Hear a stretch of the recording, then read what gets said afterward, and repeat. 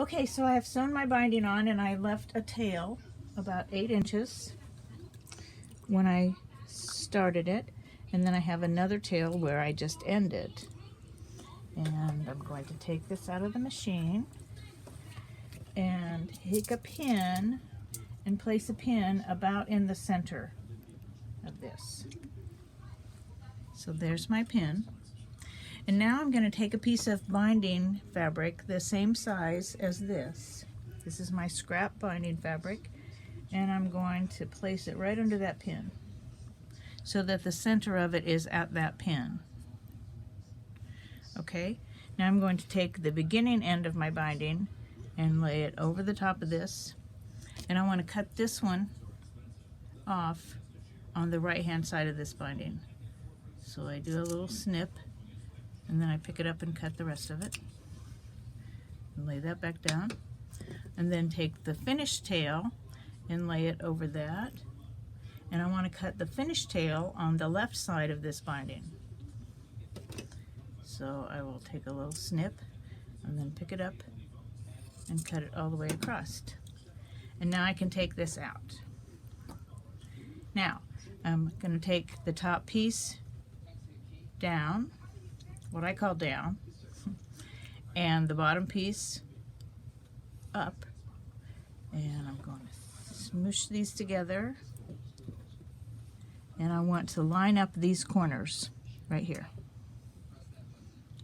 Line up those corners, and then I take the pin out and I put my pin in here, and I like to put a couple more pins in just to hold it secure. You can draw a line from corner to corner if you want, but I just eyeball it after I place a couple pins in. So there's one, and there's the other. Now I know which way I'm going to sew. I'm going to stitch from this corner to this corner because there are no pins coming through this. So I can't stitch from this corner to this corner because there are pins. So I'm going to stitch these two together from corner to corner. And I don't know if you can see it, but I have a line here that shows me where my point should be, and that point is on that line that I just drew with a magic marker, a Sharpie.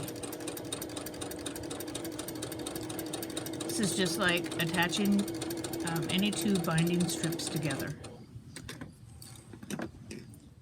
Okay, so I'm going to clip these threads and take the pins out, and now I want to make sure that I haven't twisted it, so I'm going to stretch it out as it will be sewn, just to make sure that it's smooth, that I haven't twisted it. It's very easy to twist it.